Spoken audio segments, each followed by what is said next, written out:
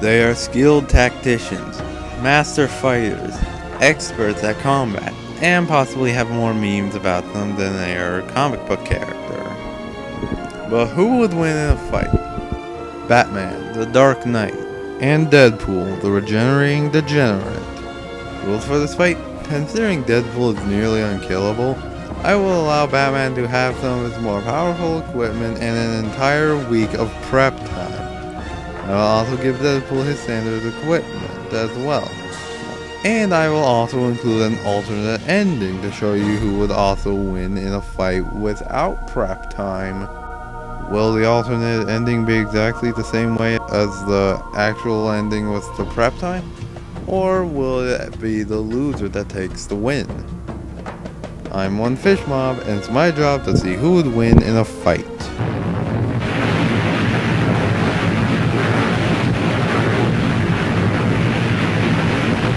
Long ago, Bruce Wayne was once the child of two millionaires who owned many businesses and estates, until that one fateful night where both of his parents were killed by the man that will eventually become his arch-rival villain, who I don't really need to name. So Bruce Wayne spent his entire life training and preparing for the day that he would become Gotham's Knight. He took the guise of the one creature he feared to strike fear into the criminal that's plagued the streets, and took the name the Batman. Bruce has learned over 12 master's degrees and knows over 127 different martial arts. He has a genius level intellect and master strategist. He mastered escape artistry, ventriloquism, and an expert detective when it comes to solving crimes. And to top it all off, he has photographic memory. He trained to be at peak human condition. He can bench press over 1,000 pounds and leg press up to 2,500 pounds. He is a master acrobat and athlete. This is how he runs and jumps across the night sky. But when he fights, he needs a suit of armor to protect him. This brings in the bat suit. A hefty 200-pound suit of armor made of Nomex reinforced fabric and fire-resistant memory cloth, making it almost bullet and knife proof. The mask of the suit is equipped with infrared detection and ultraviolet vision, as well as a nosepiece gas filter. The wrists of the suit are actually bladed gauntlets, used for slicing or deflecting other sharp objects like swords. The suit's boots are equipped with steel toes, designed to improve damage with his kicks. He can use his cape like a glider to fly across the city skylines, and it's equipped with a 200-volt electrode network, essentially making it theft-proof. But he just doesn't use his suit for his duty. His utility belt carries all of Batman's equipment, although it will automatically come with the basic equipment: a grapple gun to latch onto distant objects and swing from building to building, a gas mask and tear gas to cripple opponents, smoke pellets to blind them, and the transponder that summons bats. But the most iconic weapon are the batarangs, razor-sharp shurikens specially made by Batman. There is the normal batarang, which is more commonly used, the electroshock, knockout dart, and grenade batarangs to blow things up. Oh, and looky here, due to its prep time, Batman is bringing in his shock gloves. Metal gauntlets which send out electric shocks powerful enough to penetrate Kevlar and stop the heart of one of Batman's physically strongest enemies, Bane. The other equipment he's bringing is explosive gel. A gel that can be sprayed in a cluster and remotely detonated to cause distraction or blow up structural weaknesses in buildings. But his most effective equipment that's standard to him is the Batmobile, which he's also bringing in due to its prep time. A bat-themed getaway car designed to hide in the darkness of the night. Over the many years, the Batmobile has sported many special gadgets and special fixtures cleverly designed by Batman. A few of these gadgets over the years have included direction finder equipment, a dashboard radar, emergency searchlights, a built-in sonic rangefinder, a portable first aid kit, traveling research files, smokescreen devices, hydraulic impact absorbers, a Wintec 1200 bhp hybrid power fuel cell, nitromethane afterburner, enhanced intel and recon capabilities, AI and remote guidance systems. It's covered with 120 carbon nanotube aggregate explosive reactive armor plating, making it resistant to explosions, or in other words, making it more like a tank, and it's equipped with weaponry as well, just like a tank. A Vulcan gun 25 a 60 cannon with high explosive penetrator shells, electroshock defense, and a multi-purpose grapple claw. Batman is definitely one of DC's finest. He solved numerous unsolvable mysteries, invites near-death experiences, can best meta-humans in combat, single-handedly defeats Superman and the entire Justice League, the only non-powered founder of the Justice League, survived being broken in half and complete incineration. But he is not superhuman. Even though he has no exploitable physical weaknesses, he's the only Justice League member that has to be rescued more than any other Justice League member. Underneath the suit, he is still as vulnerable to knives and bullets as any other normal person, and his mental stability is barely in check. But Batman has always found a way through any problem that has faced him before. There is no saying he can't do it at any time.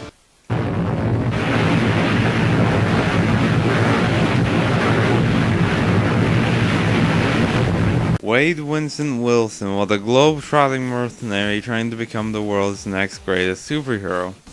But that was ultimately axed down the spine when he was diagnosed with cancer. He was eventually promised a cure by Department K, who actually, instead of curing him, tricked him into being handed over to Weapon X, the program that gave Wolverine's bones the adamantium shielding they have today. The other prisoners of the program placed their bets under the knife, and this place where they made the bets was called the Deadpool. But due to his new enhanced strength, speed, and stamina, Wade killed the Doctor's powerful assistant Ajax and took this new namesake, Deadpool. When it comes to powers, he doesn't have that many, but that doesn't really matter, as I said before. He has enhanced strength, speed, and stamina, but his main powers are the ones that show most often. He has an awareness of the fourth wall and mastered breaking it, and his healing factor, he regrew his heart, regenerated from a living puddle, and survived having his head severed from his body. He's a master in assassination techniques in numerous martial arts, and he is an exceptionally skilled fighter with swords and all forms of guns. We can use any weapon known to man and can learn how to use them in less than 5 minutes than anyone else. And the place where he keeps all these weapons are in his magic satchel of unlimited weaponry. Throughout the comics, Deadpool has been shown having a magic satchel, which he found in his own backyard of all places, that contains all of his unlimited weaponry and ammo. That's why he can pull out all kinds of weapons when he should have ran out of them years ago. He carries a teleportation device which Deadpool has utilized to whisk out of, and occasionally into danger. Deadpool was able to body slide to wherever the character Cable is present through Providence, and at different periods, Deadpool had possessed different teleportation technologies which he sometimes uses for combat, but his favorite weapons are his twin katanas. Wilson wields a pair of katanas that was later enhanced with carbonadium, a metal which can disrupt the healing factor. So in other words, it's essentially a Wolverine killer. Wade is mainly seen using a gun or edged weapon, and thanks to his satchel, he can carry multiple types of guns, grenades, swords, scythes, hammers, axes, and knives. Deadpool, despite being rather dim-witted and idiotic, has proven to be no pushover. He navigated an obstacle course meant for Iron Man-like suits unscathed, completely regenerated from a single hand, the only person to outwit Taskmaster, an assassin who can predict and copy another's moveset. But other than defeating Taskmaster, he can dodge machine guns at point blank, He once became a Herald of Galactus, and once even killed the entire Marvel Universe at once, and even felled the supposedly unkillable Wolverine. But despite being nearly unkillable, this has led to some pretty nasty weaknesses. His mental state is often unstable, his annoying demeanor makes it almost entirely impossible for him to work with anyone else, and if his cancer is actually cured, his healing factor will cause massive growths to form that will explode. And due to him being nearly unkillable, this leads to him to think that he is invincible. He can still feel pain and damage, so this means if Deadpool's hurt really badly, he won't be able to get back up. Deadpool, either way, is a worthy opponent for anyone, and whoever gets his blade at their throats, may God help them.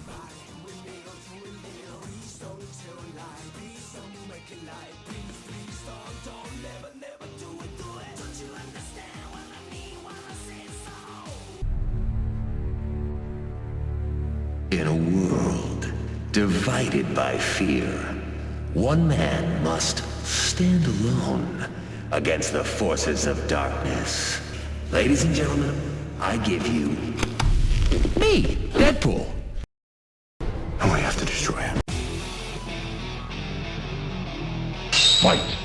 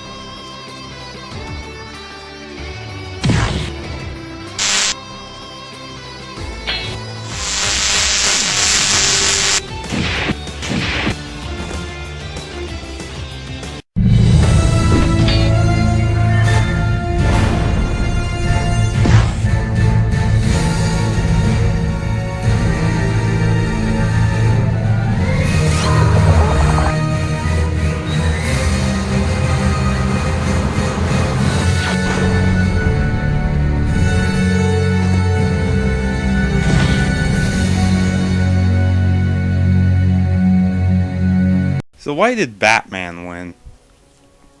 Well, in a fight where Batman knows Deadpool through and through, Batman could gather the equipment and information he needs and plan out a strategy that could not kill Deadpool, but keep him down long enough for him to get a huge upper hand and easily win this fight.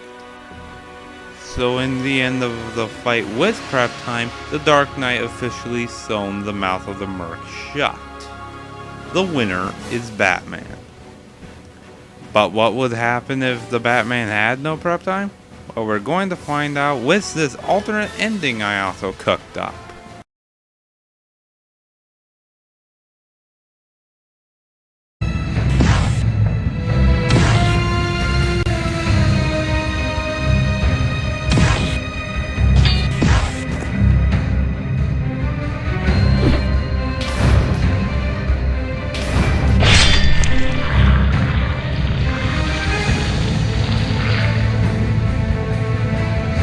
So why did Deadpool win? Well, if Batman already knew about Deadpool, he could come up with a strategy to take him out. But in a fight without any knowledge of who Deadpool is and what he can do, Deadpool can easily outlast and withstand all of Batman's equipment and tactics, with the help of his healing factor, and lasted long enough to take down the more experienced Dark Knight. So in the end, in a fight with no prep time, the Merc with a mouse just cuts the Dark Knight down to size. The winner of a fight with no prep time is Deadpool.